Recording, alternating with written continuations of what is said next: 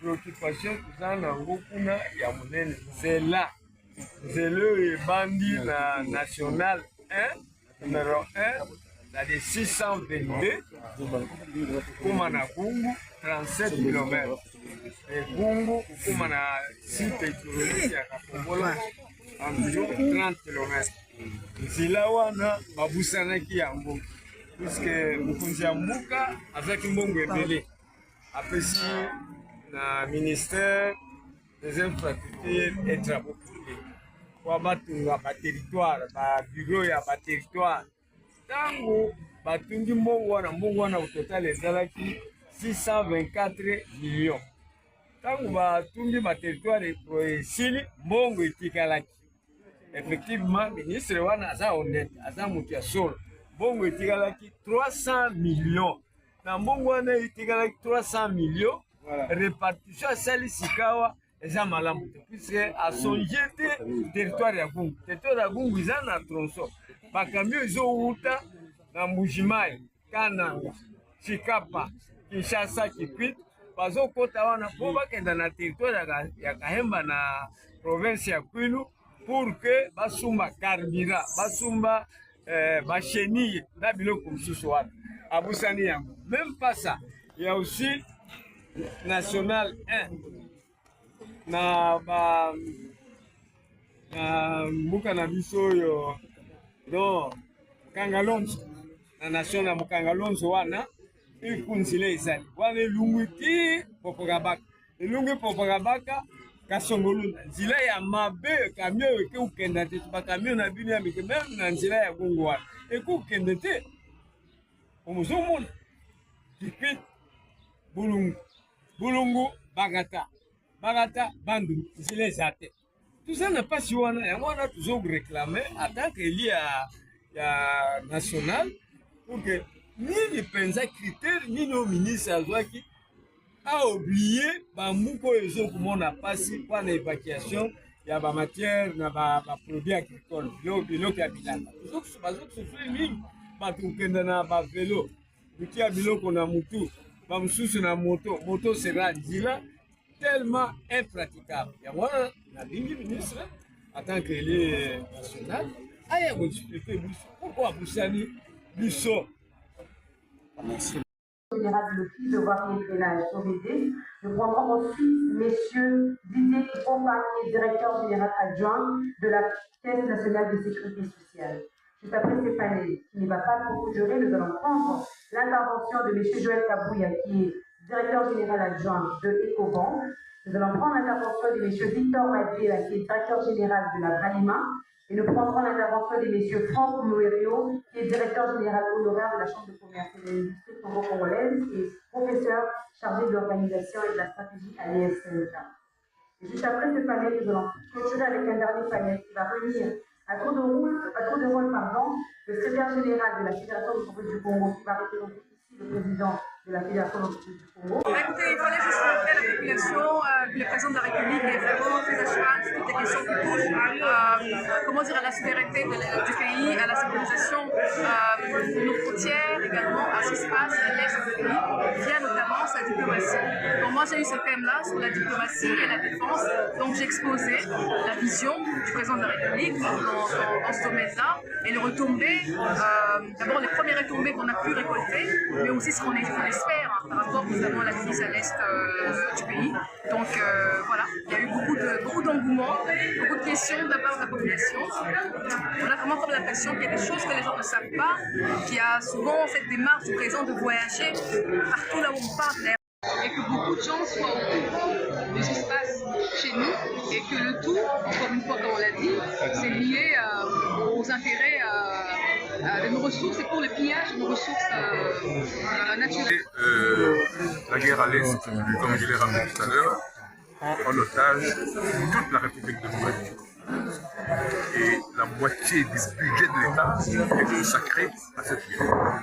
Ce n'est pas normal. Il faut y mettre fin.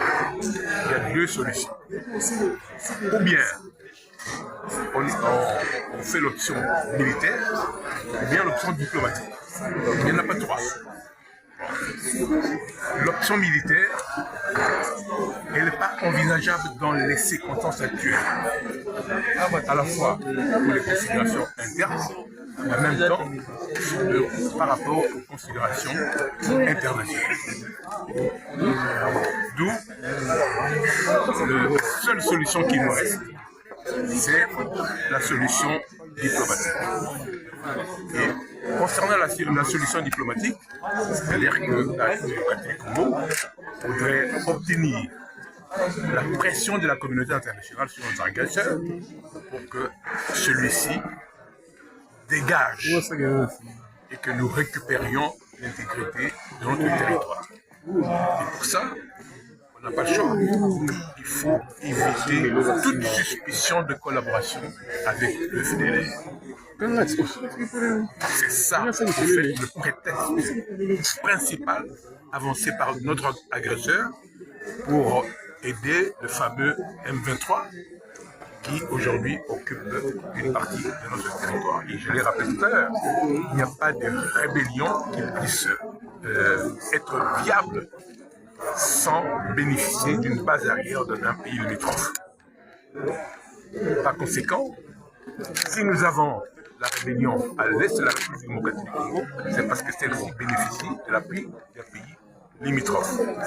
Alors, il faut couper l'herbe sous le pied de cet agresseur-là.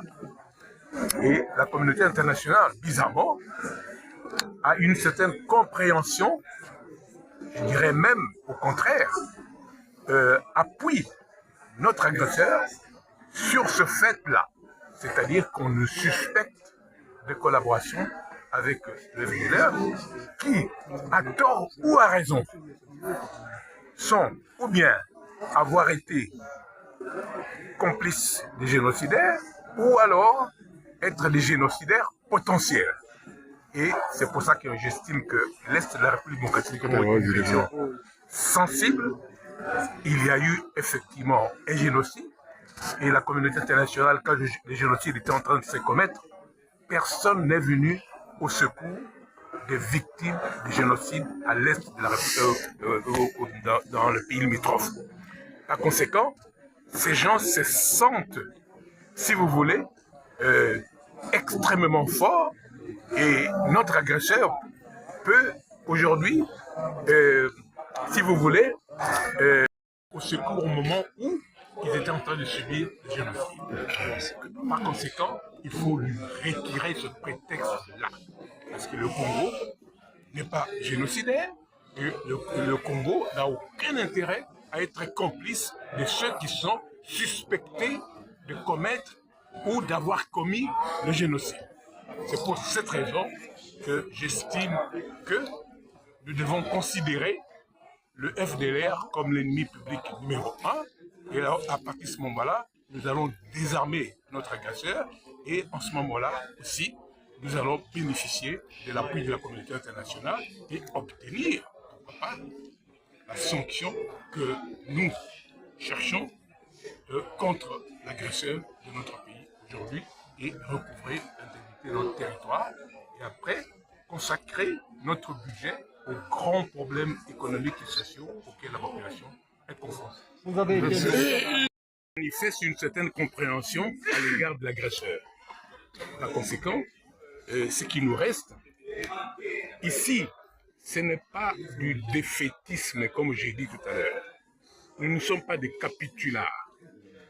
J'estime que la montée en puissance de nos forces armées n'est pas incompatible avec la recherche d'une solution diplomatique parce que la situation à l'est de la République démocratique du Congo est extrêmement sensible, donc il ne faut pas qu'on tombe dans le piège. Voilà. Merci très bien. Déjà, celui-là, déjà, tu vas parler du peuple. Tu vois les gens là-bas. Tu vois ça. Déjà, au travail. Déjà, au travail. Il y a un tumboli, na bo na makam, na bo yi makam. Bye, mama.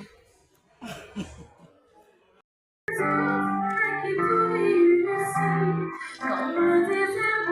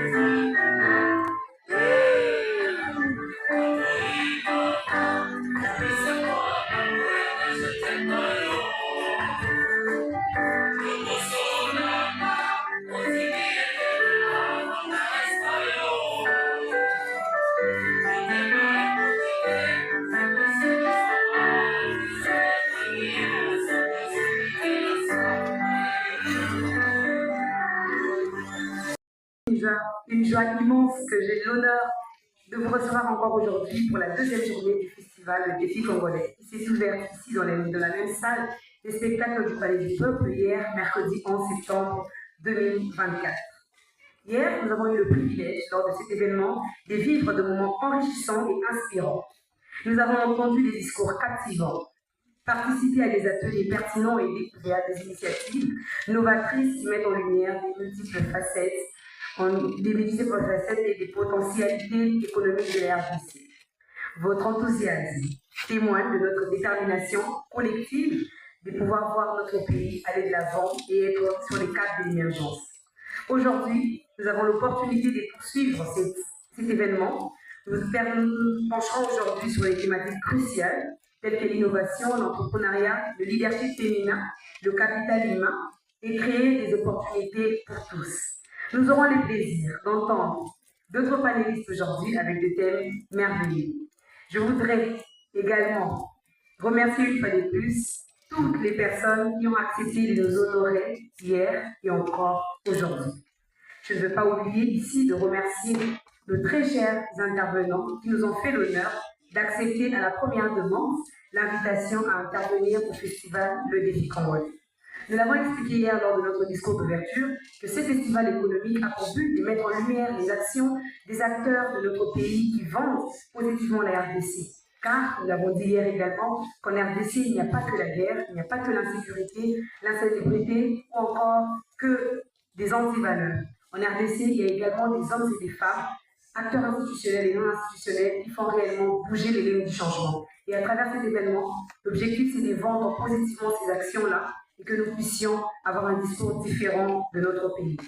Chers participants, je vous encourage à continuer d'échanger, d'apprendre et de tisser les liens durant cette journée. Chaque interaction, chaque discussion est une pierre de plus à l'édifice de notre pays. Nous sommes dans un tournant décisif et ensemble, nous avons la capacité d'écrire un nouveau chapitre pour la RDC, un chapitre où l'émergence économique se traduira à un véritable progrès pour tous.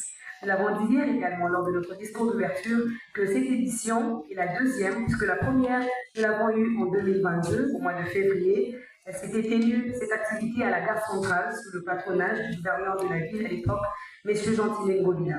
Lors de la première édition du Festival des Défis Congolais, nous avons eu les privilèges de recevoir plusieurs acteurs. Nous avons reçu plusieurs ministres, députés nationaux des sénateurs, des acteurs institutionnels, des acteurs du secteur privé qui ont tous échangé sur les thèmes relancer la croissance économique de la RDC. Cette année encore, nous revenons avec des acteurs, certes différents, mais tous apportant une pierre, comme on l'a dit, à l'édifice de notre pays. Pour cette journée, je l'ai dit, nous allons ouvrir ce premier panel avec des femmes magnifiques. Nous aurons l'honneur tout à l'heure, après la prestation, la dernière prestation bien évidemment de la chorale, de recevoir Mme Chantal Moulot, Maître Joël Kona et Mme Elowala, toutes trois, vont nous entretenir sur des sujets de l'Assemblée nationale. L'honorable Vita Kamere est le parrain de cet événement et grâce à qui nous avons obtenu ces magnifiques cadres pour avoir cette activité en ce jour. Une fois de plus, mesdames et messieurs, merci beaucoup de nous honorer.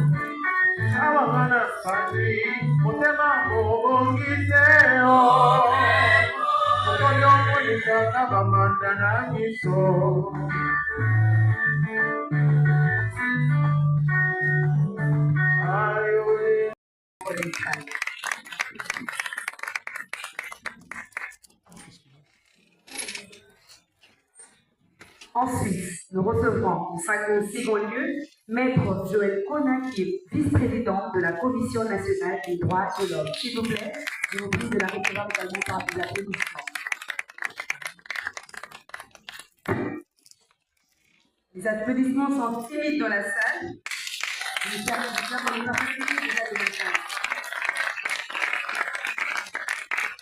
Merci.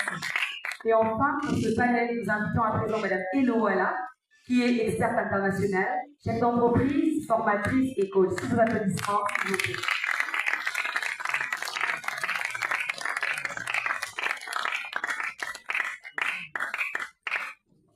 Merci beaucoup. Je précise quand même que nos 3 prestigieuses dames sont toutes membres du Je Sens, qui est un grand réseau dans la salle, et j'ai salué la présence de femmes du Je Sens, qui sont très nombreuses dans cette salle. Merci infiniment pour le soutien. Nous allons commencer avec Mme Chantal Boulop. Je l'ai dit, la coordonnatrice du service spécialisé du chef de l'État, elle va nous entretenir ce matin sur le thème « L'implication des jeunes et la protection des droits des femmes dans la vision de l'émergence de la RDC ». Maître Joël Kona va nous parler de renforcer les droits humains pour un développement durable en RDC vers une émergence inclusive et équitable. Et Mme Eloala va nous parler de renforcer les compétences et les leaderships pour transformer les capitales humains en moteur du développement en RDC. Mesdames, nous avons chacune maximum 15 minutes pour l'intervention et ensuite nous allons avoir un moment d'échange. Madame Chantal Boulop, vous avez la parole.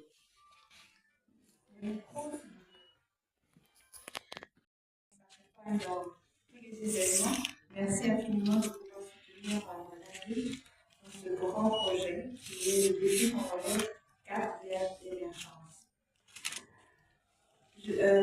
D'entre de jeu, il est essentiel de rappeler que la RDC, autant que d'autres nations dans le monde, fait face à beaucoup de défis qui, par ailleurs, fragilisent beaucoup de secteurs pour son émergence.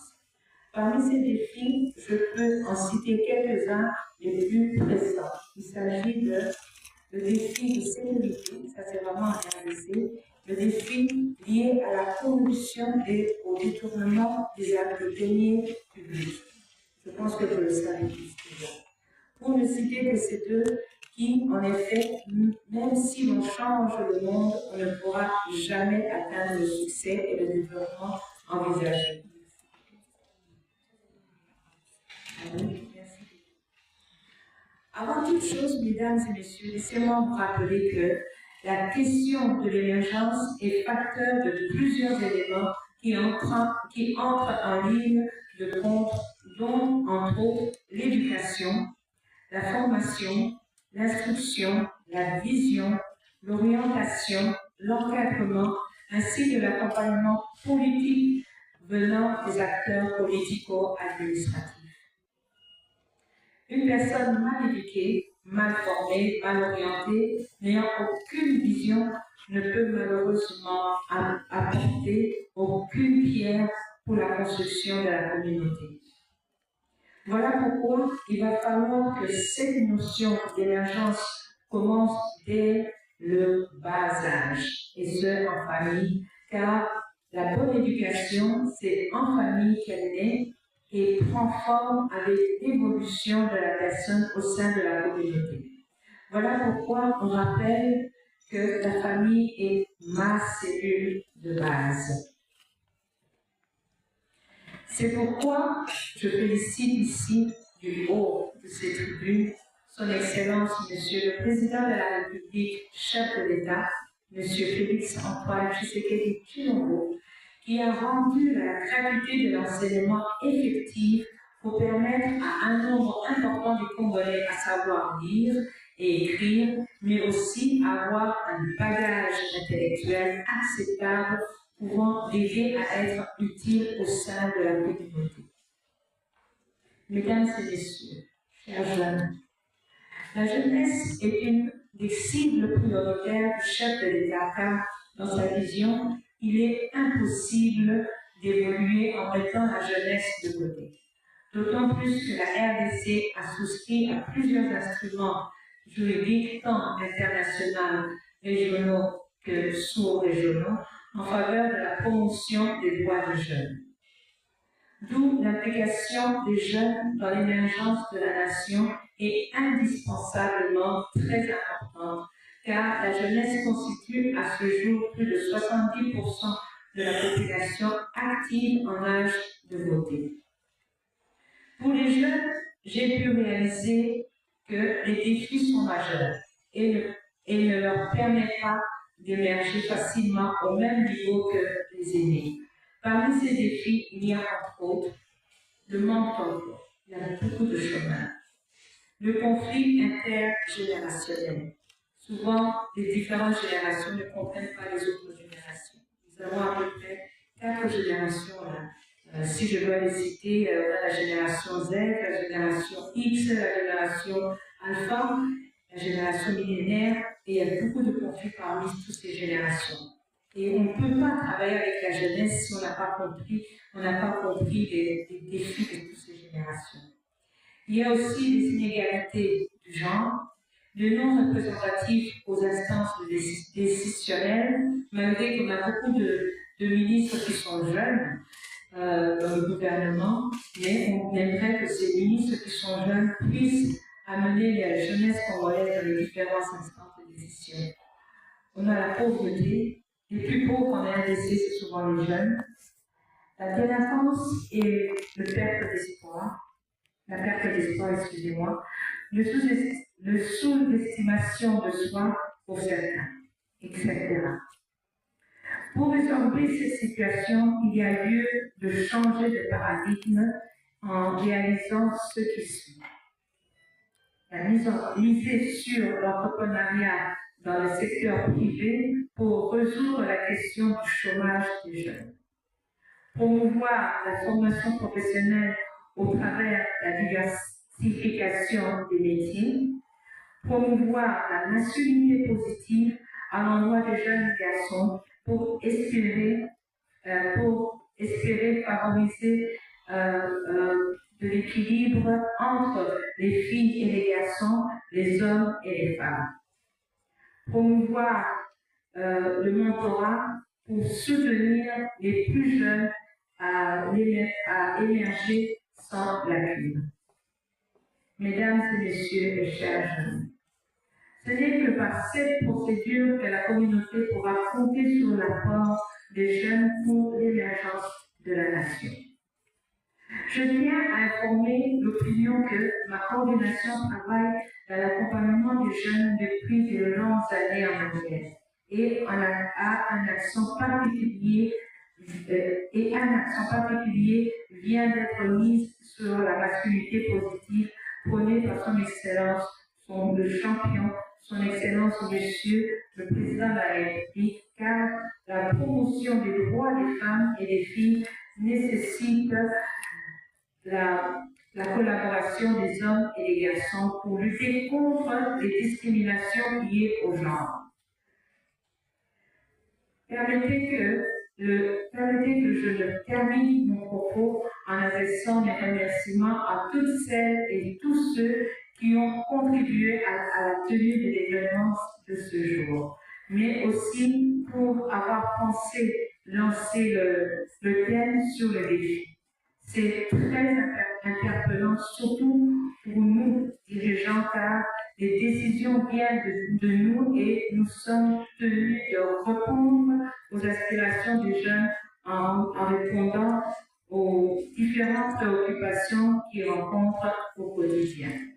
Veuillez m'excuser parce qu'il y a la lumière qui est en train de me gêner, c'est pour ça que je tâtonne un peu.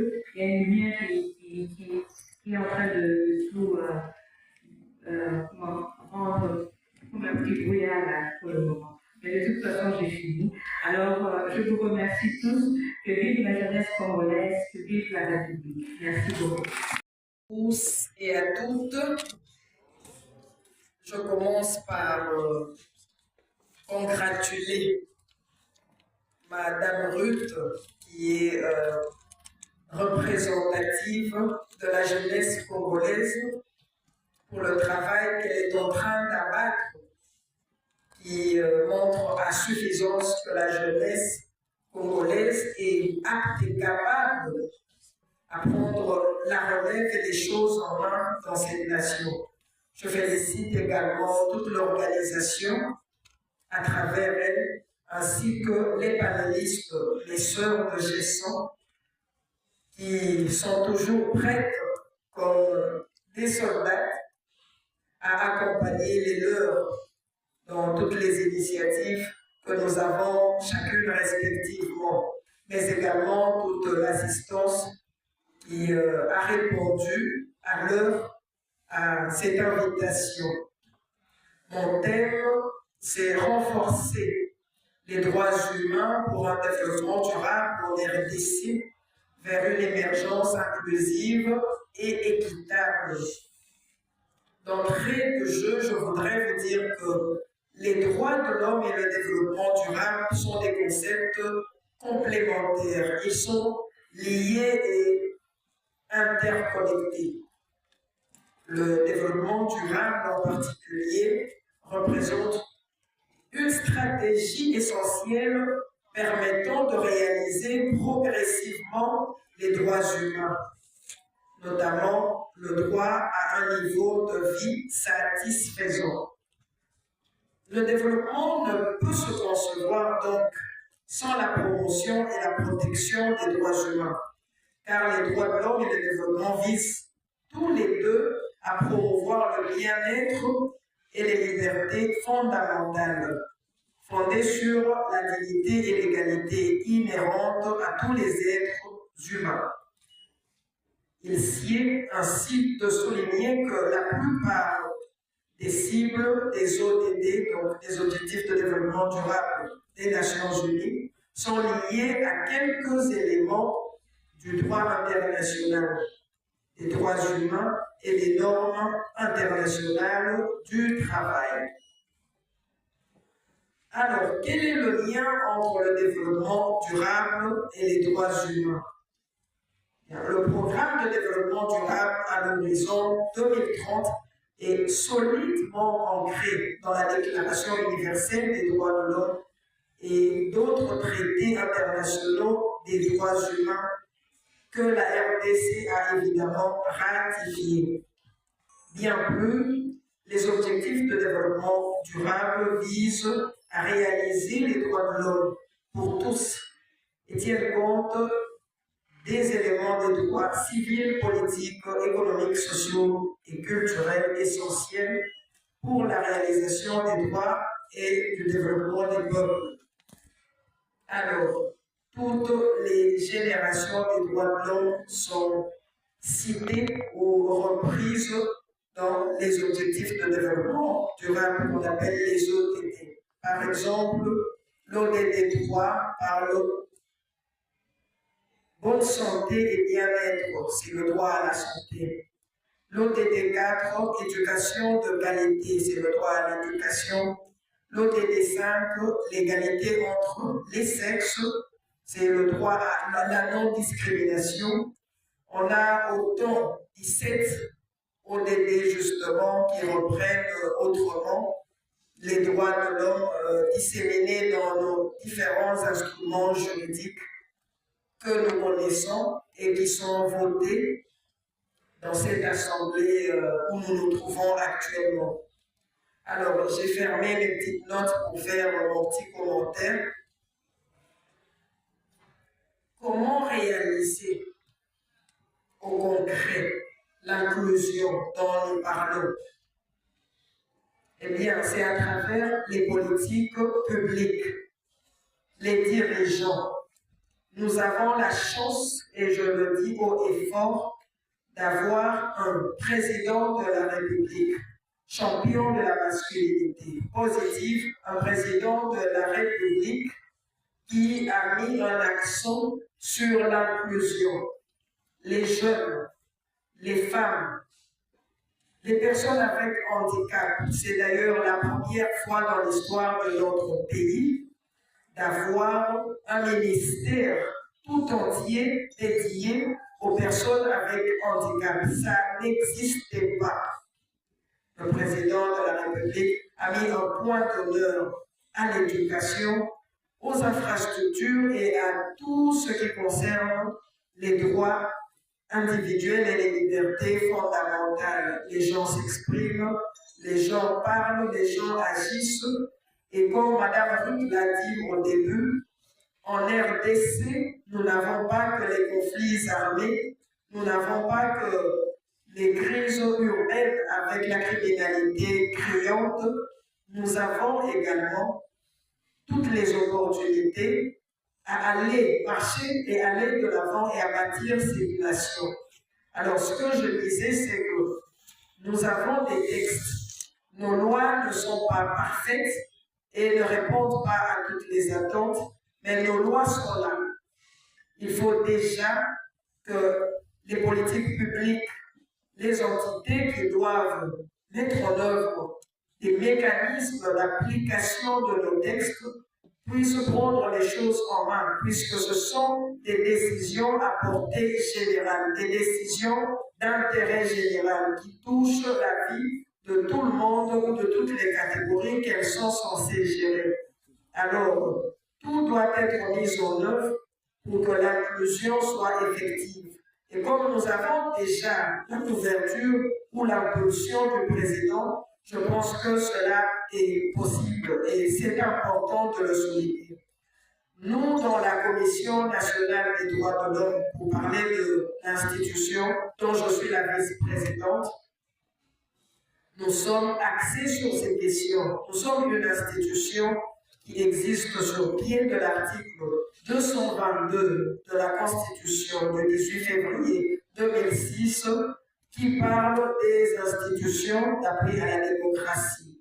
Nous avons la CENI, le CESAC, le Conseil économique et social, la Commission nationale des droits de l'homme, à laquelle la loi qu'il a créée en 2013 a dévolu toutes les questions des droits de l'homme de la République pour ce qui est de la promotion et de la protection des droits de l'homme. Nous sommes un organe indépendant, nous sommes un organe pluraliste, nous sommes un organe qui n'est soumis pour son fonctionnement qu'à l'autorité de la loi. Alors, qu'est-ce que nous faisons pour veiller à ce que tout le monde fasse son travail? Nous faisons des plaidoyers pour la promotion des droits de l'homme, pour faire évoluer nos textes et notre législation. Nous faisons des plaidoyers auprès des autorités pour qu'elles puissent prendre des mécanismes qui visent à concrétiser la vision du chef de l'État à travers les textes de loi que nous avons. En guise d'exemple, nous sommes en train de promouvoir la loi pour inclure les personnes avec handicap, avoir des rampes, avoir des arrêts de bus avec priorité à ces personnes, avoir des bus ou des moyens de locomotion qui les mettent en priorité, avoir toutes sortes de mécanismes de protection de ces personnes, les inclure également dans nos institutions, puisque la loi qu'on a eue récemment pour eux, depuis 2023, a prévu 5%, un quota de 5% pour les inclure dans les différentes institutions. Autant il y a un quota de 50%, la loi sur la parité qui doit être appliquée progressivement pour qu'on ait autant d'hommes et de femmes dans nos instances ainsi que dans nos institutions. On travaille et on conseille les institutions de l'État à appliquer ces textes parce que nous maîtrisons ces textes et nous devons les promouvoir. Qu'est-ce que nous faisons également? Nous faisons la protection des droits de l'homme pour de le faire et son excellence de malheureusement de nous laisser. Et ça faisait un peu de signe. Donc, j'étais ici. L'annoncer ou annoncer son départ. Mais malheureusement, pas Elle a prévu qu'elle avait une réunion à 11h30. Merci beaucoup d'avoir assisté à notre invitation. Nous allons regarder vos questions au frais que nous allons faire parvenir pour le public. S'il vous plaît, descendez, laissez accompagner Mme Chantal.